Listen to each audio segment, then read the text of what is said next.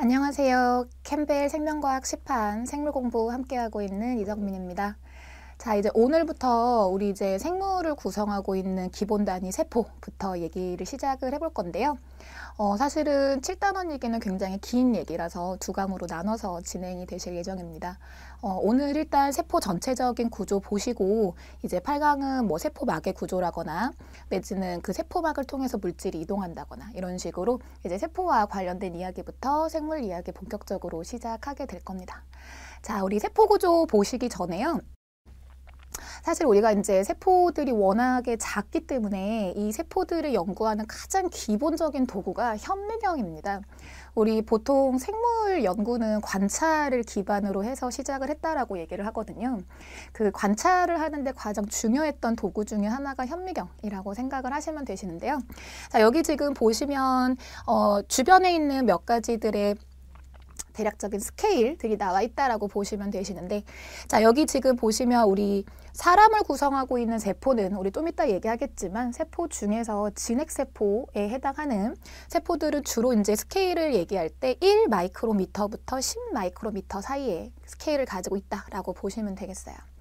자, 그리고 원핵 세포들은 조금 작은 세포들이고요. 왜 세포마다 이렇게 스케일 차이가 나는지는 우리 이따 수업하면서 얘기해 볼 거니까 그때 가서 얘기해 보도록 하고요. 그래서 이런 식으로 사실은 이제 10 마이크로미터, 뭐 1 마이크로미터라고 하면 여러분들 가지고 다니는 일반적인 자의 제일 작은 눈금이 1mm니까 세포가 1 마이크로미터라고 하면 1mm 눈금을 1000등분 한 다음에 그 중에 하나가 세포인 거거든요. 사실은 육안으로 관찰하기 굉장히 어려운 사이즈죠. 그래서 이것들을 관찰하기 위해서는 이것을 확대해 줄 수 있는 도구들이 필요했던 거고 그 역할을 했던 것이 현미경이라고 생각을 하시면 되세요. 자, 현미경은 이제 생물학에서 가장 많이 사용하는 현미경은 광학현미경하고 그리고 이제 전자현미경에 대한 이야기를 주로 하시게 될 텐데, 자, 일단은 광학현미경부터 얘기를 좀 해보도록 하죠. 우리 학생들도 많이 사용해봤을 현미경이기 때문에. 광학현미경 같은 경우에는 일반적인 눈으로 관찰할 수 있는 가시광선을 사용하는 현미경이라고 생각을 하시면 되겠습니다.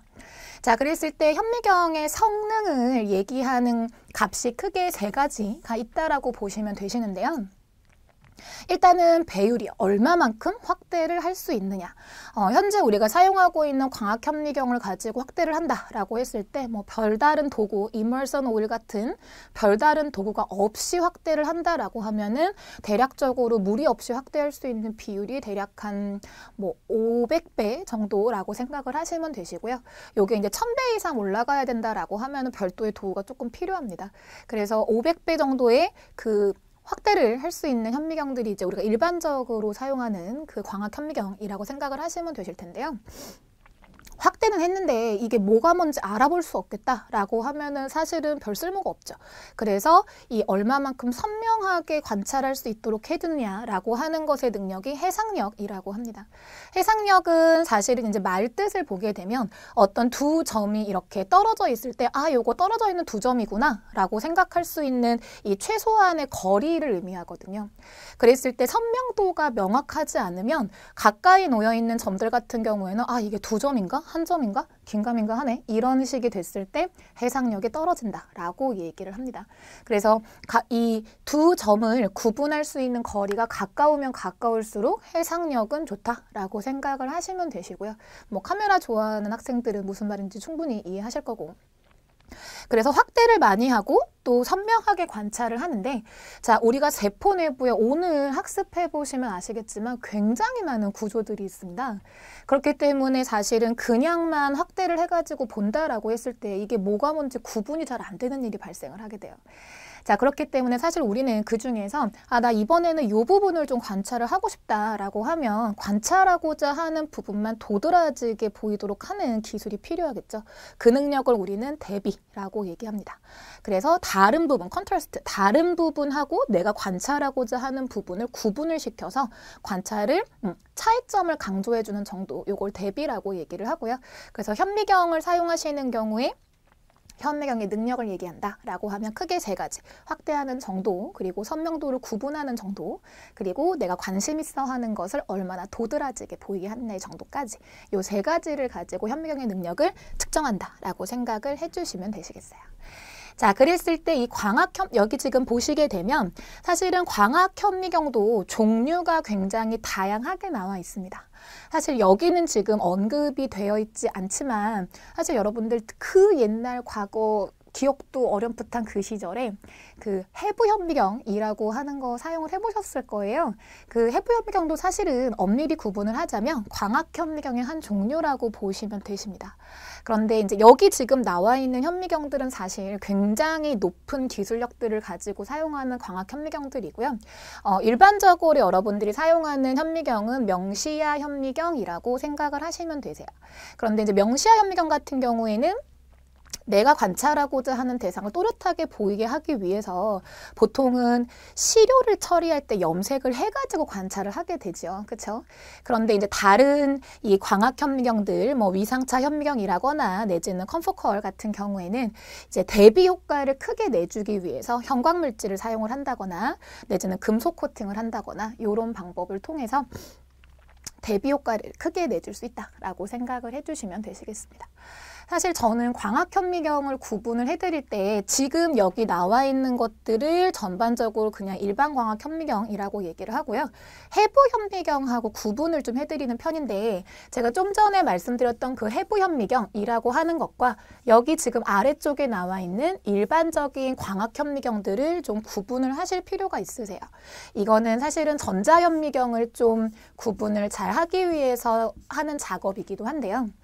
이 해부현미경 너무 옛날에 써서 기억이 가물가물하시겠지만 예전에 그 특히 어린아이들 뭐 초파리 같은 거 관찰한다 내지는 집신벌레 같은 거 관찰한다 라고 할 때 해부현미경 많이 사용합니다. 그리고 일반 광학현미경들은 이제 조금 학년이 올라가면 사용을 하죠. 그런데 이 두 가지를 제가 구분을 해드리는 이유는 해부현미경 같은 경우는 관찰하시는 원리가 렌즈가 위쪽에 있고요. 내가 관찰하고자 하는 시료가 있고 이 시료를 올려놓았을 때 빛을 관찰을 하는 건데 들어오는 빛이 어떤 식으로 들어오는 거냐면 그냥 외부에서 들어온 빛이 시료 표면에 반사가 되어서 들어오는 빛을 내가 관찰한다 라고 생각을 하시면 되세요. 그래서 이 해부현미경 같은 경우에는 시료의 3차원적 입체 구조가 잘 보이기도 하고요. 사실 이 해부현미경으로 관찰한다라고 했을 때 뭐 초파리나 집신벌레 같은 거 꼭 죽여야 되는 거 아닙니다. 살아있는 상태에서 관찰할 수 있다는 장점이 있죠. 반면에 여기 지금 나와 있는 뭐 컨포컬이나 내지는 명시야 현미경, 일반적인 현미경들 같은 경우는 관찰하는 원리가 렌즈가 위쪽에 있는 건 똑같은데요. 렌즈가 위쪽에 있는데 관찰하고자 하는 시료가 놓였을 때 이 시료의 아래쪽부터 빛을 올려주게 됩니다. 뭐 여러분들 많이 알고 계시는 반사경을 사용하는 것도 외부에서 들어오는 빛을 반사시켜서 렌즈로 관찰을 하게 만드는 거고 뭐 요즘 많이 사용하는 건 사실은 광원장치가 아래쪽에 있죠. 그래서 일반적으로 사용하는 광학현미경들, 여기 나와 있는 광학현미경들은 전부 다 빛을 관찰하는 원리가 투과되어 있는 빛들을 관찰을 하시는 거세요. 위에 있는 해부현미경 같은 경우에는 투과빛이 아니고 반사빛을 이용을 하게 되는 거죠.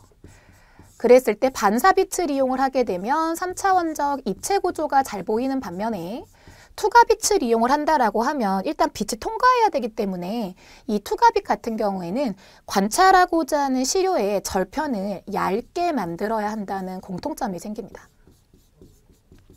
그래서 얇은 절편을 만든 다음에 여기에 이제 통과돼 가지고 올라온 빛을 관찰한다라고 하는 것이 이제 광학현미경을 큼직하게 두 부류로 나눴을 때 차이점이라고 보실 수 있으시겠어요.